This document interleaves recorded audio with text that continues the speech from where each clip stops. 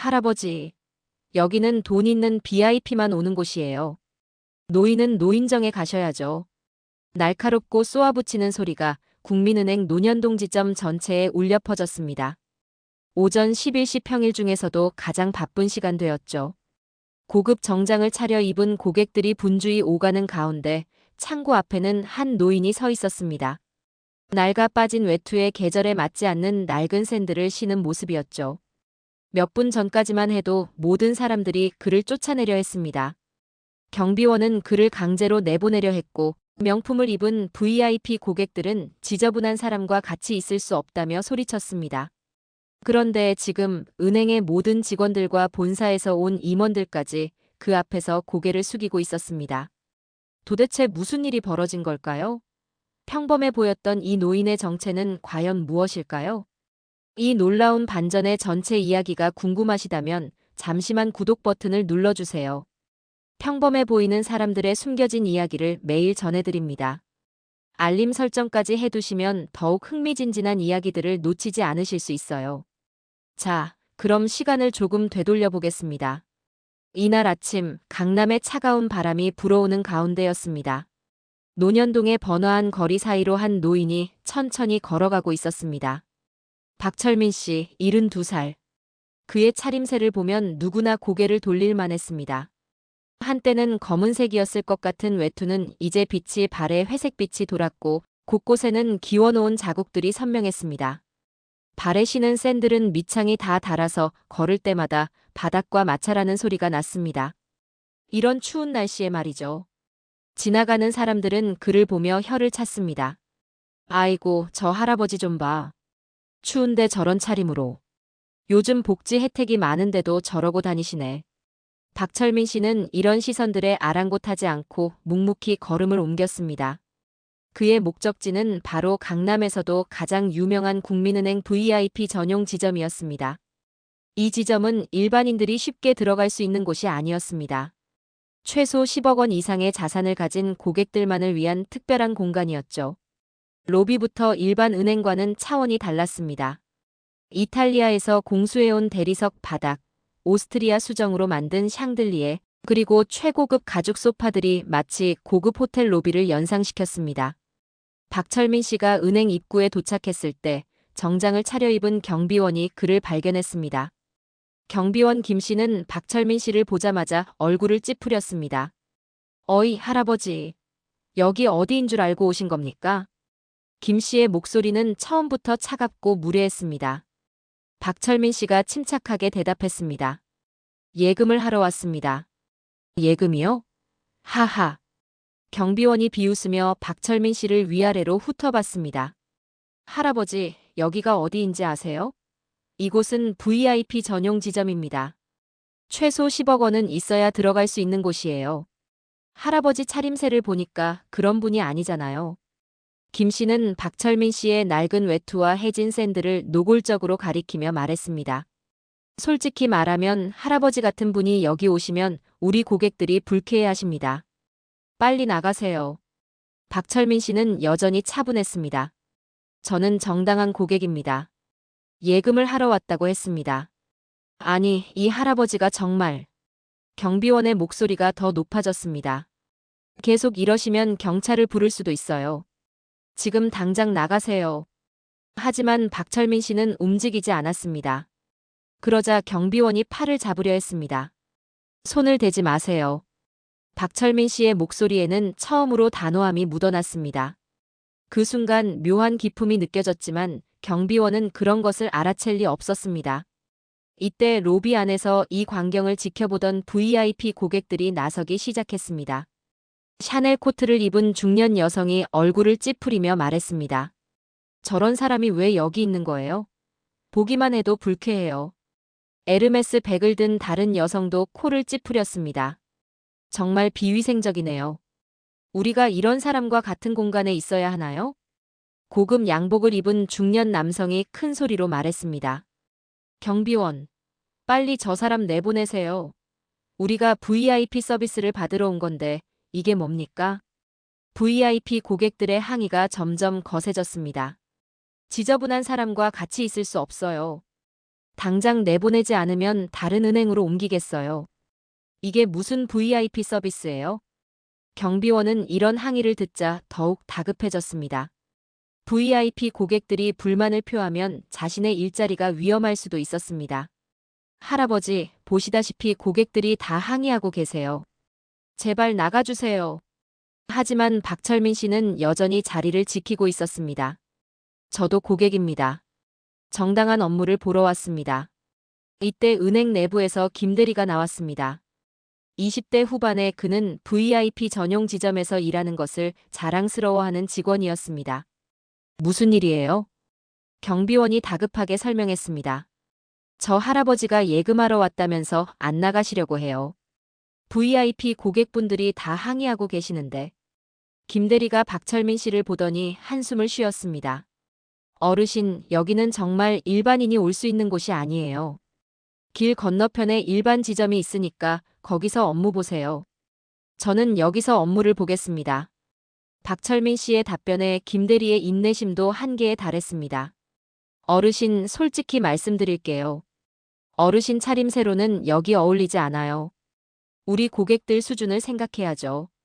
김 대리는 주변의 VIP 고객들을 가리키며 말했습니다. 보세요. 저분들은 모두 수십억, 수백억을 가진 분들이에요. 그런데 어르신이 여기 계시면 분위기가. 김 대리의 말이 채 끝나기도 전에 VIP 고객 중 한 명이 큰 소리로 외쳤습니다. 아니, 언제까지 이런 식으로 시간 끌 거예요? 당장 내보내세요. 상황이 점점 더 험악해지고 있었습니다. 하지만 박철민 씨의 표정에는 여전히 평온함이 있었습니다. 마치 이런 상황에 익숙한 것처럼, 아니면 훨씬 큰 풍파를 겪어본 사람처럼 말이죠. 하지만 그 누구도 그런 것을 알아차리지 못했습니다. 그들의 눈에는 오직 낡은 옷차림만 보일 뿐이었습니다. 이때 은행 안쪽에서 박 과장이 소란 소리를 듣고 나왔습니다. 30대 중반의 그는 이 VIP 지점에서 근무한 지 벌써 5년째였습니다. 그동안 별의별 일을 다 겪어봤지만 이런 상황은 처음이었습니다. 도대체 무슨 일입니까? 박 과장의 목소리에는 짜증이 묻어 있었습니다. 아침부터 이렇게 소란이 일어나면 하루 종일 기분이 상하거든요. 김 대리가 다급하게 설명했습니다. 과장님, 저 할아버지가 예금하러 왔다면서 계속 안 나가시려고 해요. VIP 고객분들이 다 항의하고 계시는데. 박 과장이 박철민 씨를 한번 훑어보더니 고개를 저었습니다. 이런, 정말 곤란하네요. 그는 박철민 씨에게 다가가서 가능한 한정중한 척하며 말했습니다. 어르신, 죄송합니다만 여기는 정말 특별한 고객들만 이용하는 곳이에요. 어르신의 상황을 이해하지만. 박 과장은 박철민 씨의 차림새를 보며 속으로 생각했습니다. 저런 차림으로 어떻게 이런 곳에 올 생각을 했을까? 현실 감각이 없으신 건가? 일반 지점에서 모든 업무를 다 보실 수 있어요. 거기가 훨씬 편하실 겁니다. 하지만 박철민 씨는 고개를 저었습니다. 저는 여기서 업무를 보겠습니다. 박 과장의 얼굴에 당황스러운 기색이 스쳤습니다. 보통은 이 정도 말하면 사람들이 알아서 나가는데 이 노인은 정말 고집이 세네요. 이때 VIP 대기실에 앉아있던 고객들의 불만이 더욱 커졌습니다. 루이비통 백을 든 여성이 일어나서 소리쳤습니다. 도대체 언제까지 이런 식으로 할 거예요? 우리 시간이 그냥 흘러가는 줄 아세요? BMW 키를 만지작거리던 중년 남성도 화를 냈습니다. 내가 여기 오는데 기름값만 해도 몇만 원인데 이런 걸 보고 앉아 있어야 하나? 또 다른 여성 고객이 핸드백을 움켜쥐며 말했습니다. 정말 기분 나빠요. 우리가 여기서 받는 서비스 수준이 이런 건가요? 고객들의 목소리가 점점 높아지자 박 과장은 식은땀이 흘렀습니다. 이런 상황이 지속되면 고객들이 다른 은행으로 옮겨갈 수도 있었습니다. 그렇게 되면 자신의 실적에도 큰 타격이 될 것이었습니다. 어르신, 제발 이해해 주세요. 저희도 어쩔 수 없는 상황입니다. 박 과장의 목소리에는 간절함이 묻어 있었습니다. 하지만 박철민 씨는 여전히 움직이지 않았습니다. 대신 주변을 차근차근 둘러보기 시작했습니다. 그의 시선이 대리석 바닥을 훑었습니다. 그리고 천장의 샹들리에를 보았습니다. 마지막으로 벽에 걸린 은행의 연역을 담은 액자들을 살펴봤습니다. 박철민 씨의 표정에는 묘한 감정이 스쳤습니다. 그것은 그리움 같기도 했고 아련함 같기도 했습니다. 마치 오래된 기억을 떠올리는 사람의 표정이었습니다. 하지만 주변 사람들은 그런 것을 전혀 알아채지 못했습니다. 오히려 VIP 고객 중 한 명이 비아냥거렸습니다. 저 할아버지 봐요. 신기한 건지 구경하고 있네요. 처음 와보는 게 분명해요. 그래서 나가기 싫은 거겠죠. 정말 민망하네요. 우리까지 창피해져요. 이런 말들을 들으면서도 박철민 씨는 아무 말하지 않았습니다. 그의 얼굴에는 여전히 평온함이 있었습니다. 박 과장은 더 이상 참을 수 없었습니다. 어르신, 정말 죄송하지만 더 이상은 안 됩니다. 다른 고객분들께 피해를 드릴 수 없어요. 그는 경비원에게 눈짓을 했습니다. 김 씨, 어르신을 모셔드리세요. 경비원이 박철민 씨에게 다가갔습니다. 할아버지, 이제 정말 나가셔야 해요. 저희도 어쩔 수 없습니다. 하지만 박철민 씨가 조용히 말했습니다. 저는 고객입니다. 정당한 업무를 보러 왔다고 했습니다. 이때 VIP 고객 중에서 가장 목소리가 큰 중년 남성이 일어났습니다. 이봐요, 직원. 이게 뭐 하는 짓이에요? 당장 저 사람 내보내지 않으면 나는 계좌 해지하고 다른 은행 갈 거예요. 그의 말에 다른 고객들도 동조했습니다. 맞아요. 이런 서비스 수준이면 우리가 왜 여기 와야 해요? 신한은행이나 우리은행이 훨씬 낫겠네요. 계좌 해지하고 싶어요. 박 과장의 얼굴이 창백해졌습니다. 고객들이 계좌를 해지한다고? 그렇게 되면 자신의 평가는 최악이 될 것이었습니다. 고객님들 진정하세요. 지금 바로 해결하겠습니다. 박 과장은 박철민 씨에게 다가가서 더 낮은 목소리로 말했습니다. 어르신, 제발 협조해 주세요. 이렇게 되면 저희도 어르신도 좋을 게 없어요. 그러나 박철민 씨는 고개를 저었습니다. 저는 잘못한 것이 없습니다. 박 과장이 한숨을 크게 쉬었습니다. 그리고는 마지못해 다른 방법을 생각해 보기 시작했습니다.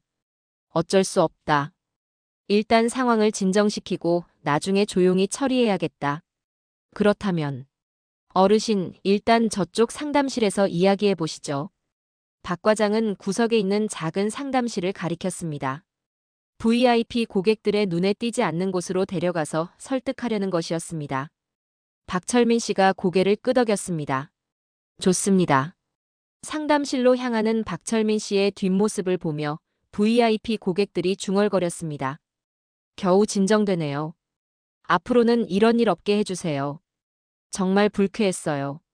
박 과장은 억지로 미소를 지으며 고객들에게 사과했습니다. 정말 죄송합니다. 앞으로 이런 일이 없도록 하겠습니다. 하지만 그의 마음속에는 불안감이 자리 잡고 있었습니다. 이 상황을 어떻게 마무리해야 할지, 그리고 이 고집센 노인을 어떻게 설득해야 할지 막막했습니다. 상담실 문이 닫히면서 로비의 소라는 잠시 잠잠해졌습니다. 하지만 모든 사람들의 마음속에는 여전히 불쾌함과 의문이 남아 있었습니다. 과연 이 상황이 조용히 마무리될 수 있을까요? 아니면 더 큰 파장으로 이어질까요? 상담실 안은 로비와는 대조적으로 조용했습니다. 작은 테이블 하나와 의자 2개가 전부인 소박한 공간이었습니다. 박 과장은 박철민 씨 맞은편에 앉으며 깊은 숨을 들이쉬었습니다. 이제 1대1로 대화하니까 좀 더 솔직하게 이야기할 수 있겠다. 박 과장은 가능한 한 부드러운 목소리로 말을 시작했습니다. 어르신, 저희가 왜 이렇게 하는지 이해해 주세요. 사실 저희도 어르신을 차별하고 싶어서 그런 게 아니에요. 박철민 씨는 조용히 그의 말을 들었습니다. 박 과장이 계속 말했습니다. 다만 여기 오시는 고객들은 정말 특별한 분들이에요. 대기업 회장님들, 유명한 의사 선생님들, 연예인들. 그런 분들이 주로 이용하시는 곳이거든요. 그는 잠시 말을 멈추고 박철민 씨의 반응을 살폈습니다. 하지만 노인의 표정은 여전히 평온했습니다. 그래서 어르신처럼 일반적인 차림으로 오시면 다른 고객분들이 어색해하시는 거예요. 이해하시죠? 박 과장은 일반적인 차림이라고 말했지만 사실 그가 생각하는 것은 남루한 차림이었습니다. 하지만 직접적으로 말하기는 어려웠습니다. 박철민 씨가 처음으로 입을 열었습니다. 그럼 돈이 있어도 옷을 제대로 입지 않으면 고객이 될 수 없다는 말씀인가요? 박 과장이 당황했습니다. 예상보다 날카로운 질문이었습니다. 아, 그런 뜻이 아니고요. 다만 분위기라는 것이 있잖아요. 서로 어울리는 사람들끼리. 어울린다는 것은 무엇을 기준으로 판단하는 건가요? 박철민 씨의 질문이 계속되자 박 과장은 더욱 곤란해졌습니다. 그건, 사회적 지위라고 할까요? 경제력이라고 할까요? 그렇다면 경제력을 어떻게 확인하시나요? 박 과장이 머뭇거렸습니다. 사실 그들은 옷차림과 외모만 보고 판단했던 것이었습니다. 보통은 고객분들의 차림새나 분위기로 어느 정도 짐작이 되잖아요. 박철민 씨가 조용히 고개를 끄덕였습니다. 그러니까 겉모습으로 판단한다는 말씀이시군요. 박 과장의 얼굴이 붉어졌습니다. 핵심을 너무 정확하게 짚어낸 것 같아서 당황스러웠습니다. 그런 건 아니고. 하지만 현실적으로. 이때 박철민 씨가 주머니에서 무언가를 꺼냈습니다. 낡은 가죽 지갑이었습니다. 그 지갑에서 그는 신분증을 꺼내 박 과장에게 내밀었습니다. 한번 확인해 보세요. 박 과장은 마지못해 신분증을 받았습니다. 그리고 컴퓨터로 고객 정보를 조회했습니다. 몇 초 후 화면에 정보가 떴습니다. 박 과장의 눈이 커졌습니다. 이게? 화면에는 분명히 VIP 고객으로 등록된 정보가 나와 있었습니다. 그것도 최고 등급인 VVIP 고객으로요. 어르신. 정말로 저희 은행 고객이시네요. 박 과장의 목소리가 떨렸습니다. 하지만 여전히 의심스러웠습니다. 그런데 이상하네요. 어르신 같은 분이 어떻게 VVIP 고객이 되신 건지. 박철민 씨가 잔잔하게 웃었습니다. 저 같은 분이라고 하셨는데 저 같은 분이라는 것이 무슨 의미인가요? 박 과장이 또다시 당황했습니다. 자신도 모르게 편견을 드러낸 것이었습니다. 아, 그런 뜻이 아니고. 다만 보통 VVIP 고객분들은 보통은 어떻게 생겼나요? 박철민 씨의 질문에 박 과장은 할 말을 잃었습니다. 이때 박철민 씨가 차분하게 말했습니다. 과장님, 제가 여기 온 이유는 단순합니다. 정기 예금을 하나 만들려고 해서요. 정기 예금을요? 네, 5억 원 정도로요. 5억 원? 박 과장의 목소리가 더 높아졌습니다. 5억 원이라니 그것도 정기 예금으로? 네, 5억 원입니다. 문제가 되나요? 박 과장의 머릿속이 복잡해졌습니다. 시스템상으로는 분명히 VVIP 고객이고 5억 원 예금이라고 말하는데. 하지만 이 노인의 차림새는 도저히 그런 돈을 가진 사람 같지 않았습니다. 어르신 죄송하지만 5억 원이라는 큰 돈을 정말로 가지고 계신 건가요? 박철민 씨가 다시 지갑을 열었습니다. 그리고 그 안에서 수표 한 장을 꺼냈습니다. 이것으로 확인이 될까요? 박 과장이 수표를 받아보는 순간 그의 손이 떨렸습니다. 정말로 5억 원짜리 수표였습니다. 그것도 멀쩡한 수표였습니다. 이것이? 네, 오늘 예금하려고 준비해온 것입니다. 박 과장의 세계관이 흔들리기 시작했습니다. 이 낡은 옷을 입은 노인이 정말로 5억 원을 가지고 있다는 것인가? 하지만 여전히 의심스러웠습니다. 어르신 혹시 이 돈의 출처를 확인할 수 있을까요? 요즘 자금 세탁 방지법 때문에 큰 돈은 출처를 확인해야 해서요. 박철민 씨가 조용히 대답했습니다. 합법적으로 번 돈입니다. 필요하시면 관련 서류도 준비되어 있어요. 서류가 준비되어 있다고요? 박철민 씨는 다시 지갑에서 몇 장의 종이를 꺼냈습니다. 그것들은 부동산 매매 계약서와 관련 증명서들이었습니다. 박 과장이 서류들을 살펴보는 동안 그의 표정은 점점 더 당황스러워졌습니다. 서류들은 모두 진짜였습니다. 그것도 상당한 가치의 부동산을 매각한 것으로 나와 있었습니다. 이게 다 진짜인가요? 물론입니다. 박 과장은 혼란스러웠습니다. 이 노인이 정말로 거액의 돈을 가진 사람이라면 자신이 지금까지 한 행동들은 무엇이었을까요? 어르신. 그럼 정말로. 박철민 씨가 미소를 지었습니다. 네, 저는 정말로 예금을 하러 온 고객입니다. 다만 옷을 좀 허름하게 입고 온 것뿐이에요.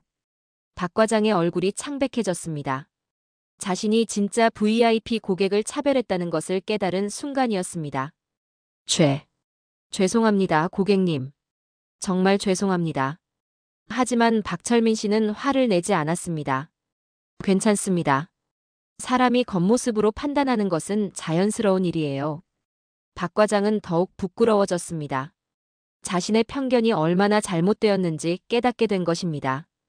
그럼 지금 바로 예금 업무를 도와드리겠습니다. 고맙습니다. 박 과장은 마음속으로 생각했습니다. 이 일이 다른 직원들에게 알려지면 어떻게 하지? 그리고 로비에 있던 고객들은 또 어떻게 설명하지? 하지만 일단 업무부터 처리해야 했습니다. 그는 필요한 서류들을 준비하기 시작했습니다. 그런데 박철민 씨를 자세히 보니 뭔가 다른 분위기가 느껴졌습니다. 말투나 행동에서 품격 같은 것이 묻어나왔습니다. 마치 오랫동안 높은 자리에 있었던 사람 같은 느낌이었습니다. 하지만 박 과장은 그런 것까지 깊게 생각할 여유가 없었습니다. 지금은 이 실수를 어떻게 수습할지가 더 큰 문제였습니다. 예금 업무가 진행되는 동안 박 과장의 머릿속은 복잡했습니다. 5억 원이라는 거액을 예금하는 고객을 자신이 차별했다는 사실이 계속 마음에 걸렸습니다. 어르신, 예금 만기는 어떻게 하시겠습니까? 3년으로 해주세요. 네, 3년 만기로. 그럼 금리는 현재 최고 우대금리로 적용해드리겠습니다. 박 과장은 최선을 다해 서비스하려고 노력했습니다. 하지만 마음 한편으로는 여전히 의문이 남아 있었습니다. 이분이 정말로 5억 원을 가진 분이라면 왜 이런 옷차림으로 오신 걸까? 업무가 거의 마무리될 즈음 상담실 문이 급하게 열렸습니다. 김 대리가 다급한 얼굴로 들어왔습니다. 과장님, 큰일 났어요. 무슨 일인데? 로비에 있던 고객들이 난리가 났어요. 인터넷에 글 올리고 언론사에도 제보하고. 박 과장의 얼굴이 창백해졌습니다. 뭐라고? 김 대리가 숨을 고르며 설명했습니다. VIP 고객 중 한 분이 스마트폰으로 동영상을 찍어서 인터넷 커뮤니티에 올렸어요. 국민은행이 노숙자 차별한다는 제목으로. 박 과장이 주저앉을 뻔했습니다. 벌써 댓글이 수백 개씩 달리고 있고 공유도 엄청나게 되고 있어요. 그리고 김 대리가 말을 멈췄습니다. 그리고 뭔데? 본사에서 연락이 왔어요. 당장 상황 보고하라고. 이 말을 듣고 있던 박철민 씨가 조용히 말했습니다. 제가 나가서 상황을 정리하겠습니다. 박 과장이 황급히 말했습니다. 아니에요, 고객님. 이건 저희가 잘못한 일이니까 저희가 해결하겠습니다. 하지만 박철민 씨는 이미 자리에서 일어나고 있었습니다. 괜찮습니다. 오해는 풀어야 하니까요. 상담실 문을 나서자 로비의 분위기는 더욱 험악해져 있었습니다. 여러 명의 VIP 고객들이 스마트폰으로 통화를 하고 있었고 일부는 계속 동영상을 찍고 있었습니다. 국민은행 서비스 수준이 이 정도라니 정말 실망이에요. 이런 차별적인 은행은 처음 봐요. 다른 은행들도 다 알아야 해요. 우리 돈 가지고 이런 식으로 운영한다는 것을. 이때 한 고객이 박철민 씨를 보고 큰 소리로 말했습니다. 아, 저 할아버지 아직도 여기 있네요. 도대체 뭘 하고 있는 거예요? 또 다른 고객이 박 과장을 향해 소리쳤습니다. 과장님, 이 상황을 어떻게 설명할 거예요? 우리가 이런 걸 보고 있어야 하나요? 박 과장이 당황하며 말했습니다. 고객님들, 잠깐만요. 사실은. 하지만 고객들은 그의 말을 들으려 하지 않았습니다. 변명은 그만하고 당장 해결책을 내놓으세요. 아니면 우리 모두 계좌 해지하고 나갈 거예요. 이때 박철민 씨가 한 걸음 앞으로 나서며 조용히 말했습니다. 잠깐만 들어보세요. 하지만 고객들은 그를 더욱 무시했습니다. 할아버지는 조용히 하세요. 어른이 나서서 할 말이 아니에요. 정말 뻔뻔하네요. 이 상황에서도 계속 있으려고 하다니. 박철민 씨는 여전히 침착했습니다. 저도 이 은행의 고객입니다. 고객이라고요? 하하. 할아버지, 농담도 적당히 하세요. 한 여성 고객이 비웃으며 말했습니다. 고객이라면 증명해 보세요. 통장이라도 있어요? 이때 박철민 씨가 주머니에서 방금 만든 통장을 꺼내 보였습니다. 이것으로 충분한가요? 고객들이 통장을 보고 잠시 당황했습니다. 하지만 곧 다른 여성이 말했습니다. 통장 하나 만드는 게 뭐 대단한 일이에요. 몇만 원만 있어도 만들 수 있잖아요. 맞아요. 우리는 수십억, 수백억 예금한 고객이에요. 이때 박 과장이 나서려 했지만 박철민 씨가 손으로 제지했습니다. 괜찮습니다. 그리고 박철민 씨가 고객들을 바라보며 조용히 말했습니다. 여러분이 화내실 만한 상황이라고 생각합니다. 저도 여러분과 같은 입장이었다면 화가 났을 것 같네요. 고객들이 조금 의외라는 표정을 지었습니다. 예상과 다른 반응이었거든요. 박철민 씨가 계속 말했습니다. 하지만 저희는 모두 같은 고객입니다. 예금 금액이 많든 적든 옷을 좋게 입든 그렇지 않든 말이죠. 그런 건 맞지만. 하지만 현실적으로 한 고객이 중얼거렸습니다. 현실적으로는 어떻게 해야 하나요? 박철민 씨의 질문에 고객들이 말문이 막혔습니다. 이때 갑자기 로비 입구가 소란스러워졌습니다. 여러 명의 사람들이 카메라를 들고 들어오고 있었습니다. 기자들이에요. 누군가 소리쳤습니다. 정말로 여러 언론사의 기자들이 몰려들었습니다. 그들은 카메라를 들고 상황을 촬영하기 시작했습니다. 국민은행 VIP 지점 차별 논란에 대해 취재하러 왔습니다. 한 기자가 큰 소리로 말했습니다. 관계자 인터뷰 좀 해주세요. 박 과장의 얼굴이 새하얗게 변했습니다. 상황이 걷잡을 수 없이 커지고 있었습니다. 기자들이 박철민 씨에게 다가왔습니다. 할아버지, 차별당한 당사자시죠? 인터뷰 좀 해주세요. 어떤 차별을 당하셨나요? 은행 직원들이 뭐라고 했나요? 마이크와 카메라가 박철민 씨를 향했습니다. 하지만 박철민 씨는 여전히 침착했습니다. 저는 차별당했다고 생각하지 않습니다. 기자들이 당황했습니다. 네. 차별당하지 않았다고요? 네, 다만 약간의 오해가 있었을 뿐입니다. 오해라고 하시면? 박철민 씨가 미소를 지으며 말했습니다. 사람은 누구나 겉모습으로 먼저 판단하게 됩니다. 그것은 자연스러운 일이에요. 다만 그 판단이 틀릴 수도 있다는 것을 알아야 하죠. 기자들이 더욱 흥미롭게 바라봤습니다. 그럼 할아버지는 정말 VIP 고객이신 겁니까? 박철민 씨가 통장을 살짝 보여주었습니다. 5억 원을 예금했습니다. 기자들의 눈이 커졌습니다. 5억 원이요? 이 말을 들은 VIP 고객들도 깜짝 놀랐습니다. 5억 원이라고요? 정말로요? 상황이 순식간에 반전되기 시작했습니다. 하지만 더 큰 놀라움은 아직 남아 있었습니다. 이때 은행 안쪽에서 급하게 달려오는 발소리가 들렸습니다. 누군가가 다급하게 이쪽으로 오고 있었는데 과연 누가 올까요? 그리고 이 상황은 어떻게 될까요? 급한 발걸음 소리가 점점 가까워졌습니다.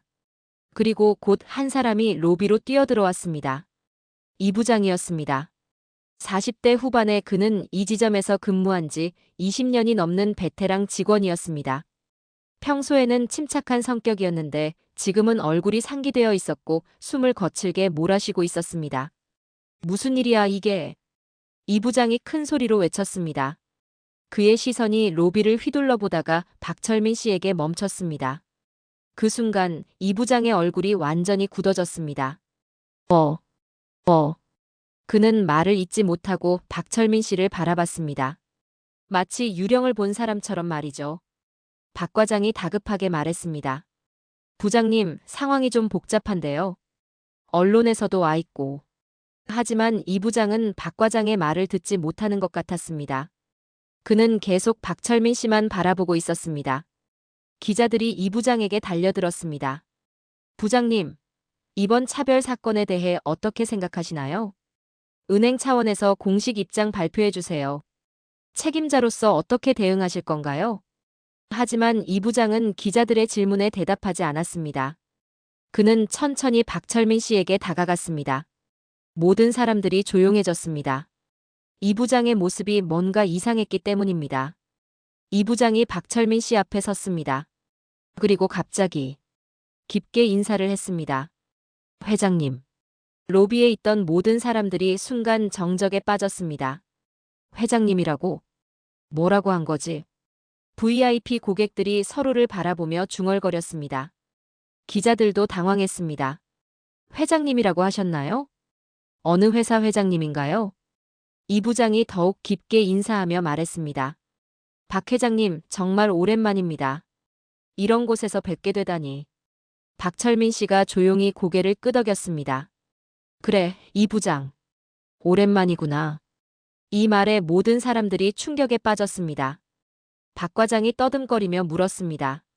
부장님, 이분이 정말로 회장님이신가요? 이 부장이 돌아서며 대답했습니다. 이분은 박철민 회장님이야. 한국경제개발그룹의 전 회장이시고. 한국경제개발그룹이요? 기자 중 한 명이 깜짝 놀라며 소리쳤습니다. 그 한국경제개발그룹 말씀이신가요? 자산 3조 원에. 이 부장이 고개를 끄덕였습니다. 맞아. 우리나라 금융업계를 40년간 이끌어오신 분이야. 로비가 완전히 정적에 빠졌습니다. VIP 고객들의 얼굴이 창백해졌습니다. 3조 원이요? 금융업계를 40년간. 그들이 그토록 무시하고 차별했던 노인이 자신들보다 훨씬 더 거대한 부를 가진 사람이었던 것입니다. 기자들이 흥분하기 시작했습니다. 이거 완전히 반전이네요. 3조 원 자산의 회장님을 차별했다고? 이거 대박 뉴스다. 카메라 셔터 소리가 요란하게 울려 퍼졌습니다. 박 과장은 그 자리에서 주저앉을 뻔했습니다. 회장님을 제가. 그의 목소리가 떠듬거렸습니다. 자신이 3조 원 자산의 회장을 상담실로 끌고 가서 설교한 것을 생각하니 머릿속이 하얗게 변했습니다. 경비원 김 씨는 더했습니다. 그는 벽에 기대서서 식은땀을 흘리고 있었습니다. 내가 회장님한테 손을 대려고 했다고? VIP 고객들도 패닉 상태였습니다. 샤넬 코트를 입었던 여성이 떨리는 목소리로 말했습니다. 우리가 3조 원짜리 회장님한테. 에르메스 백을 들었던 다른 여성도 얼굴이 하얗게 질렸습니다. 지저분하다고. 비위생적이라고. 고급 양복을 입은 남성은 아예 말을 못하고 있었습니다. 이때 이 부장이 박 과장과 김 대리, 경비원을 향해 호통을 쳤습니다. 너희들이 어떻게 회장님을. 부장님, 저희는 몰랐어요. 박 과장이 변명하려 했지만 이 부장은 들으려 하지 않았습니다. 몰랐다고? 그럼 손님을 겉모습으로 판단해도 된다는 말이야? 아니에요. 그런 게 아니라. 그럼 뭐야? 설명해봐. 이 부장의 목소리가 로비 전체에 울려 퍼졌습니다. 기자들은 이 모든 상황을 놓치지 않고 촬영하고 있었습니다. 이거 진짜 대박이네요.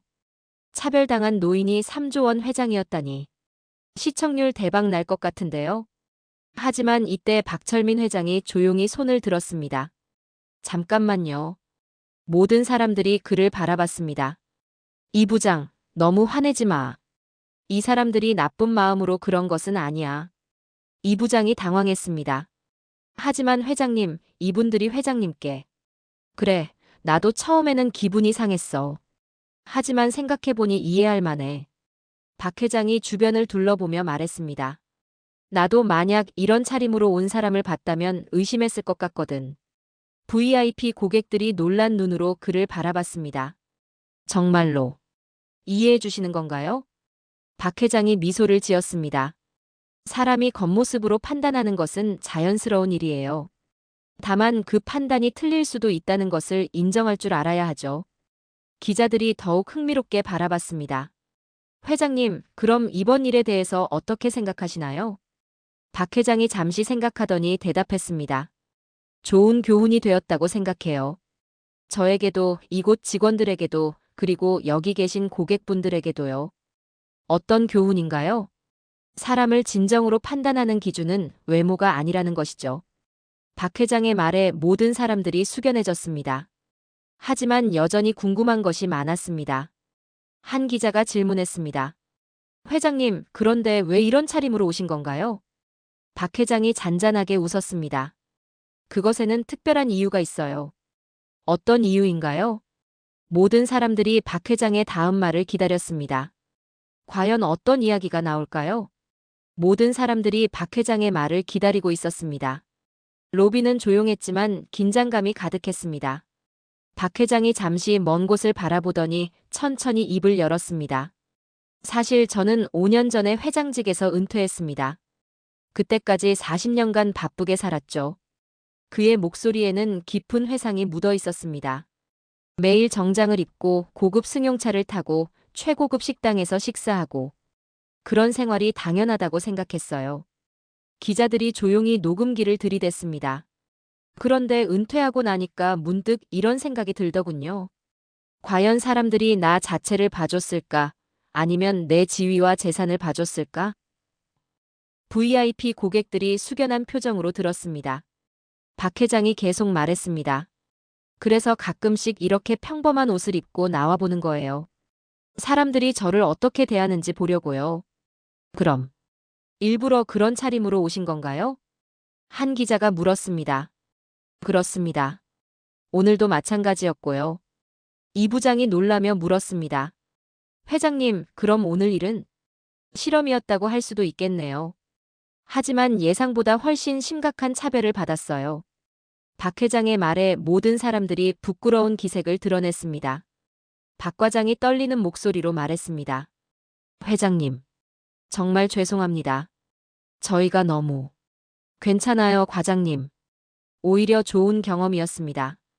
박 회장이 주변을 둘러보며 말했습니다. 여러분 생각해 보세요. 만약 제가 정장을 입고 비서와 함께 고급차를 타고 왔다면 어땠을까요? 사람들이 고개를 끄덕였습니다. 분명히 모든 사람들이 저를 극진히 모셨을 겁니다. 하지만 그것이 진짜 서비스일까요? 기자 중 한 명이 질문했습니다. 그럼 회장님이 말씀하시는 진짜 서비스는 무엇인가요? 박 회장이 미소를 지었습니다. 모든 고객을 동등하게 대하는 것이죠. 부자든 가난한 사람이든 옷을 잘 입든 그렇지 않든 상관없이요. 이때 VIP 고객 중 한 명이 조심스럽게 말했습니다. 하지만 현실적으로는 어려운 일 아닌가요? VIP 서비스라는 것 자체가. 박 회장이 그 고객을 바라보며 말했습니다. VIP 서비스와 기본적인 인간 존중은 다른 문제입니다. 어떤 의미인가요? VIP 고객에게는 더 좋은 혜택을 줄 수 있어요. 하지만 그렇다고 해서 다른 고객을 무시하거나 차별해서는 안 되죠. 이 말에 모든 사람들이 고개를 끄덕였습니다.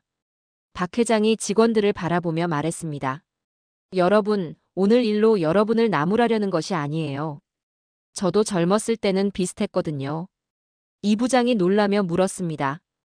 회장님도 그러셨나요? 그럼요. 사람을 겉모습으로 판단하고 지위로 차별하고 그런 실수를 많이 했어요. 박 회장의 눈에 회한의 빛이 스쳤습니다. 그런데 나이가 들어보니까 깨달았어요. 정말 중요한 것은 그 사람의 인격과 마음이라는 것을요. 기자들이 더욱 집중해서 들었습니다.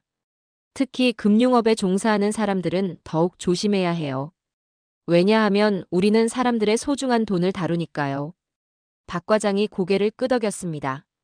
돈을 많이 가진 사람의 돈이나 적게 가진 사람의 돈이나 모두 소중한 것은 마찬가지예요. 그런 마음으로 모든 고객을 대해야 하죠. 이때 갑자기 은행 입구가 또 소란스러워졌습니다. 여러 명의 정장을 입은 사람들이 급하게 들어오고 있었습니다. 이 부장이 그들을 보고 놀랐습니다. 본사 임원들이에요. 정말로 국민은행 본사에서 임원들이 급히 파견된 것이었습니다. 상무, 전무, 그리고 부행장까지 왔습니다. 그들은 상황을 파악하자마자 박 회장에게 달려갔습니다. 박 회장님, 정말 죄송합니다. 부행장이 깊게 인사하며 말했습니다. 이런 일이 일어나다니. 정말 면목이 없습니다. 상무와 전무도 연신 사과했습니다. 회장님, 저희가 직원 교육을 제대로 못한 것 같습니다. 즉시 재발 방지 대책을 마련하겠습니다. 하지만 박 회장은 손을 저었습니다. 여러분, 진정하세요. 크게 문제 삼을 일은 아니에요. 부행장이 당황했습니다. 하지만 회장님, 이미 인터넷과 언론에서 그것도 나쁘지 않아요. 좋은 기회가 될 수 있어요. 기회라고 하시면 박 회장이 모든 사람들을 둘러보며 말했습니다. 오늘 이를 계기로 우리 모두가 변할 수 있다면 그것이야말로 진정한 가치가 아닐까요? 부행장이 고개를 끄덕였습니다. 그럼 회장님, 저희가 어떻게 해야 할까요? 박 회장이 잠시 생각하더니 말했습니다. 직원 교육을 다시 해보세요. 고객 서비스의 진정한 의미가 무엇인지 가르쳐 주고요. 네, 알겠습니다. 그리고 VIP 서비스도 다시 생각해 봐야 해요. 특별한 혜택은 주되 다른 고객을 무시하지 않는 방향으로요. 임원들이 열심히 메모했습니다. 이때 기자 중 한 명이 질문했습니다. 회장님, 마지막으로 오늘 일을 통해 전하고 싶은 메시지가 있으시다면? 박 회장이 잠시 생각하더니 말했습니다. 사람을 판단할 때는 겉모습이 아니라 마음을 봐야 한다는 것이에요. 그리고 모든 사람은 존중받을 자격이 있다는 것이죠. 그의 말에 로비에 있던 모든 사람들이 숙연해졌습니다. 돈이 많고 적고 옷을 잘 입고 못 입고는 중요하지 않아요. 정말 중요한 것은 서로를 인간으로서 존중하는 마음입니다. VIP 고객들이 고개를 숙였습니다. 그들도 오늘 자신들의 행동을 반성하고 있었습니다. 박 회장이 마지막으로 말했습니다. 오늘 일이 단순한 해프닝으로 끝나지 않기를 바랍니다. 우리 모두가 더 나은 사람이 되는 계기가 되었으면 좋겠어요. 로비에 감동적인 정적이 흘렀습니다. 모든 사람들이 박 회장의 말을 마음 깊이 새기고 있었습니다. 과연 이 일은 어떻게 마무리될까요? 그리고 모든 사람들은 정말로 변할 수 있을까요? 박 회장의 말이 끝나자 로비에는 깊은 정적이 흘렀습니다. 모든 사람들이 자신의 행동을 돌아보는 시간이었습니다.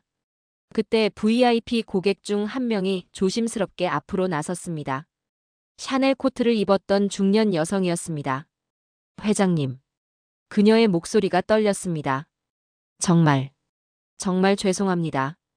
제가 너무 심하게 말씀드렸습니다. 그녀는 박 회장 앞에서 깊게 인사했습니다. 지저분하다고 비위생적이라고. 그런 말을 했던 제가 정말 부끄럽습니다. 박 회장이 그녀를 바라보며 따뜻하게 말했습니다. 괜찮습니다. 충분히 그럴 수 있다고 생각해요. 아니에요. 변명의 여지가 없습니다. 사람을 겉모습으로 판단한 제가 잘못이었어요. 이때 다른 VIP 고객들도 하나둘씩 나서기 시작했습니다. 에르메스 백을 들었던 여성이 말했습니다. 저도 마찬가지입니다. 회장님과 같은 공간에 있을 수 없다고 했던 제가 정말 부끄럽습니다. 고급 양복을 입었던 중년 남성도 고개를 숙였습니다. 계좌 해지하겠다고 소리쳤던 저도 면목이 없습니다. 한 명, 두 명씩 나서면서 VIP 고객들이 모두 박 회장에게 사과하기 시작했습니다. 박 회장은 그들 한 명 한 명을 바라보며 말했습니다. 여러분, 사과하실 필요 없어요. 오늘 일로 우리 모두 배운 것이 있다면 그것만으로도 충분합니다. 하지만 고객들의 사과는 계속되었습니다. 회장님, 저희가 정말 잘못 생각했습니다. 돈이 많다고 해서 다른 사람을 무시할 권리가 있는 것은 아니었는데. 앞으로는 절대 이런 일이 없도록 하겠습니다. 박 회장이 손을 들어 그들을 제지했습니다. 정말 괜찮다고 말씀드렸잖아요. 대신 하나만 약속해 주세요. 무엇이든 하겠습니다. 앞으로는 사람을 만날 때 겉모습이 아니라 그 사람의 마음을 먼저 보려고 노력해 주세요. 고객들이 진심으로 고개를 끄덕였습니다. 네, 꼭 그렇게 하겠습니다. 이때 은행 직원들도 나서기 시작했습니다. 박 과장이 떨리는 목소리로 말했습니다. 회장님, 저는 정말 어떻게 사과드려야 할지 모르겠습니다. 그의 눈에는 눈물이 맺혀 있었습니다. 다만 앞으로는 모든 고객을 동등하게 대하려고 노력해 주세요. 그것이 진정한 금융인의 자세니까요. 박 과장이 깊게 고개를 숙였습니다. 네, 명심하겠습니다. 김 대리도 나섰습니다. 회장님, 저도 죄송합니다. VIP 지점에서 일한다는 자만심에 다른 사람을 무시했습니다. 대리님도 마찬가지예요. 앞으로 더 나은 직원이 되면 되는 것 아닌가요? 경비원 김 씨는 더욱 절망적이었습니다. 회장님, 제가 회장님께 손을 대려고까지 했는데 어떻게 용서를? 박 회장이 경비원에게 다가갔습니다. 김 씨, 당신은 자신의 일에 충실했어요. 다만 방법이 조금 잘못되었을 뿐이죠. 회장님, 보안 업무는 중요해요. 하지만 사람을 대할 때는 더 신중해야 한다는 것을 배웠으니 이제 더 훌륭한 경비원이 될 수 있을 거예요. 김 씨의 눈에도 눈물이 맺혔습니다. 이때 본사 임원들이 나섰습니다. 부행장이 말했습니다. 회장님, 저희가 즉시 개선 방안을 마련하겠습니다. 어떤 개선 방안인가요? 먼저 전 직원 대상으로 고객 서비스 재교육을 실시하겠습니다. 특히 차별 금지와 평등한 서비스에 대한 교육을요. 상무가 덧붙였습니다. 그리고 VIP 서비스 기준도 재검토하겠습니다. 특별한 혜택은 주되 다른 고객을 무시하지 않는 방향으로 개선하겠습니다. 전무도 말했습니다. 고객 불만 처리 시스템도 개선하겠습니다. 이런 일이 다시는 일어나지 않도록 말이죠. 박 회장이 만족스럽게 고개를 끄덕였습니다. 좋은 방향이네요.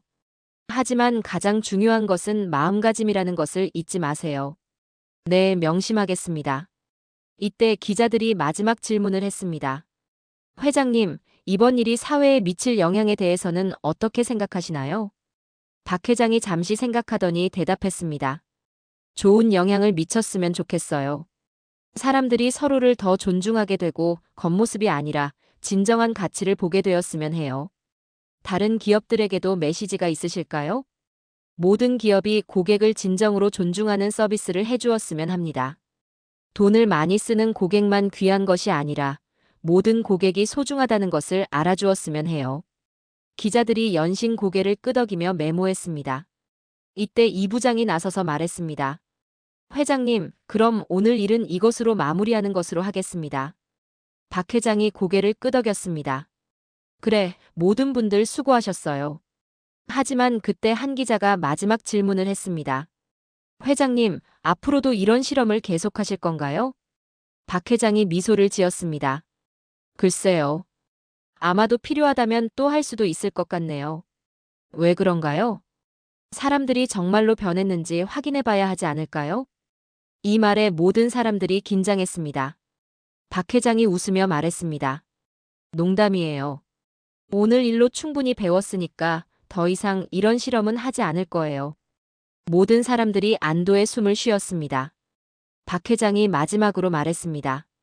오늘 여러분을 만난 것은 우연이 아니라 인연이었다고 생각해요. 이 인연을 통해 우리 모두가 더 나은 사람이 되었으면 좋겠습니다. 로비에 있던 모든 사람들이 깊은 감동을 받았습니다. 과연 이 감동적인 이야기는 어떻게 마무리될까요? 그리고 모든 사람들은 정말로 변화할 수 있을까요? 몇 주가 지난 후 그 국민은행 VIP 지점에는 놀라운 변화가 일어났습니다. 입구에서부터 달라진 분위기를 느낄 수 있었습니다. 경비원 김 씨는 어떤 차림의 고객이 와도 먼저 정중하게 인사하며 맞이했습니다. 어서 오세요, 고객님. 무엇을 도와드릴까요? 평범한 옷차림의 젊은 남성이 들어왔을 때도 김 씨는 차별하지 않고 친절하게 안내했습니다.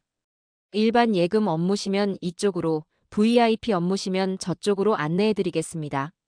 로비의 분위기도 완전히 바뀌었습니다. VIP 고객들과 일반 고객들이 자연스럽게 같은 공간에 앉아 기다리고 있었습니다. 더 이상 지저분한 사람과 같이 있을 수 없다는 말은 들리지 않았습니다. 박 과장은 매일 아침 직원들에게 말했습니다. 오늘도 모든 고객을 내 가족처럼 정중하게 대합시다. 김 대리도 완전히 달라졌습니다. 어떤 고객이 와도 먼저 그들의 말을 끝까지 들어보고 최선의 서비스를 제공하려고 노력했습니다. 국민은행 본사에서도 변화가 있었습니다. 전국 모든 지점에서 고객 평등 서비스 교육이 시행되었습니다. 박 회장의 이야기는 모든 직원들에게 전해졌고 큰 울림을 주었습니다. 부행장은 정기회의에서 말했습니다. 우리는 박 회장님께 감사해야 합니다. 덕분에 우리가 진정한 고객 서비스가 무엇인지 깨달을 수 있었으니까요. 언론에서도 이 이야기는 큰 화제가 되었습니다. 3조 원 회장의 겸손한 실험. 진정한 VIP는 인격이다. 외모로 판단하지 말라. 여러 신문과 방송에서 이 이야기를 다뤘고 사람들은 깊은 감동을 받았습니다. 다른 은행들도 변화하기 시작했습니다. 신한은행, 우리은행, 하나은행. 모든 금융기관에서 직원 교육을 강화하고 고객 차별 방지 정책을 시행했습니다. 그리고 무엇보다 큰 변화는 사람들의 마음에서 일어났습니다. VIP 고객이었던 그 여성들은 이제 다른 사람을 만날 때 옷차림이나 외모로 판단하지 않으려고 노력했습니다. 저 사람이 어떤 사람일까? 가 아니라 저분은 어떤 마음을 가진 사람일까? 를 먼저 생각해 보게 되었습니다. 한 달 후, 박 회장은 다시 그 은행을 찾았습니다. 이번에는 평소처럼 정장을 입고 말이죠. 이 부장이 그를 맞이했습니다. 회장님, 어서 오세요. 그래, 오늘은 어떤가? 달라진 게 있나? 이 부장이 자랑스럽게 말했습니다. 네, 정말 많이 달라졌습니다. 직원들도 고객들도 모든 것이 달라졌어요. 박 회장이 로비를 둘러봤습니다. 정말로 분위기가 완전히 바뀌어 있었습니다. 다양한 계층의 사람들이 자연스럽게 어우러져 있었고 직원들은 모든 고객을 동등하게 대했습니다. 좋구나. 정말 좋아. 박 회장이 만족스럽게 미소를 지었습니다. 회장님, 그때 그 실험이 정말 필요한 일이었다는 것을 이제 알겠습니다. 그래? 왜?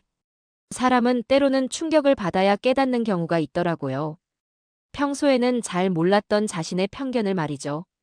박 회장이 고개를 끄덕였습니다. 맞아. 나도 젊었을 때는 그랬어. 자신의 잘못을 모르고 살 때가 있지.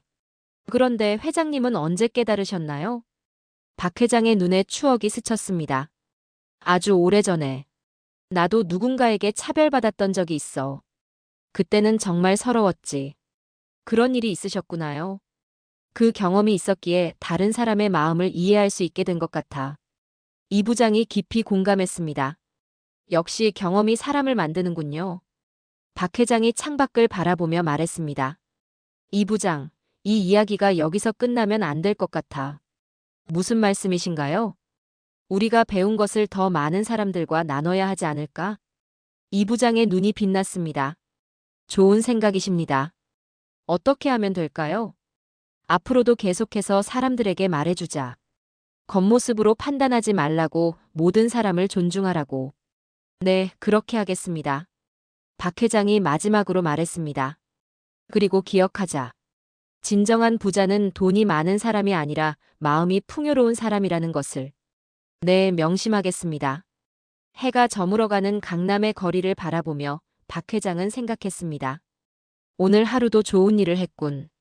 그의 작은 실험 하나가 수많은 사람들의 마음을 바꾼 것입니다. 그리고 그 변화는 지금도 계속 이어지고 있습니다. 여러분은 사람을 어떻게 판단하고 계신가요? 혹시 겉모습만 보고 그 사람의 가치를 결정하고 있지는 않으신가요? 진정한 가치는 보이는 것이 아니라 보이지 않는 곳에 있습니다. 그 사람의 마음에, 인격에, 그리고 다른 사람을 대하는 태도에 있는 것이죠. 박 회장처럼 겸손한 마음을 가지고 모든 사람을 존중하는 삶을 살아보면 어떨까요? 그렇게 된다면 우리 모두가 더 아름다운 세상을 만들 수 있을 것입니다. 오늘 이야기는 여기서 마치지만 진정한 변화는 여러분의 마음에서 시작됩니다. 내일부터 한 사람 한 사람을 더 존중하며 살아보세요. 그것이 바로 박 회장이 우리에게 남긴 가장 소중한 선물일 것입니다. 좋아요와 구독은 저의 마음을 행복하게 합니다. 소중한 사람들에게 오늘의 이야기를 전달해 보세요.